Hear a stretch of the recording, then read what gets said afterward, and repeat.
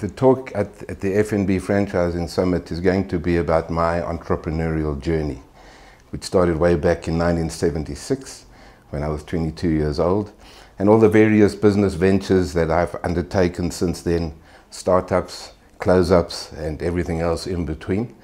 Learned many lessons during that time, and eventually by 2004, 2005, I decided to give it one last entrepreneurial fling and started a business in the beauty industry using all those lessons that I had learned from my previous experiences.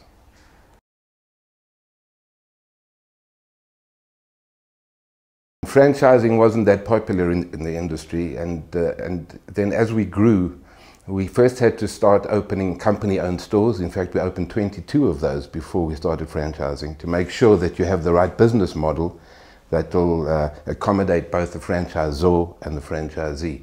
We started then franchising in 2009, and since then we've now got 80 stores approximately, and a lot more in the pipeline. And franchising in this industry has all of a sudden become a lot more popular, and we believe that Sorbet has improved the category as such, and slightly increased the industry from a point of view of beauty industry franchising. We felt that we weren't able to franchise a business model that we weren't confident with ourselves. So it took us the 22 stores to get to the point where we felt, okay, now there's a business model that we can franchise with confidence, and that's when we started. Because we actually started quite a lot earlier, but we were unsuccessful. We couldn't get anybody to buy what they thought was an ice cream franchise initially.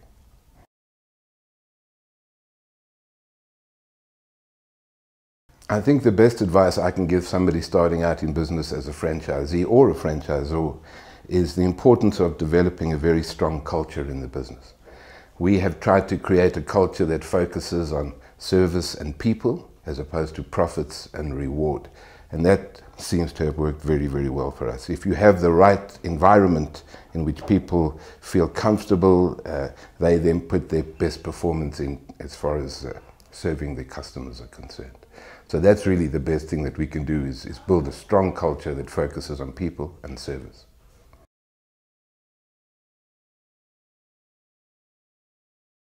I was at the conference last year, and I must say I was very, very impressed. There were some fantastic speakers, Robbie Brosen and Reg Lascaris and others, and I was quite motivated by the whole thing and was delighted, in fact, to be invited to speak when Eric Parker from Franchising Plus invited me. And yeah, I think it was a highly stimulating conference last year, and I'm hopeful that it'll be the same this year. We have some very good speakers out there with lots of experience and lots of wisdom to pass on.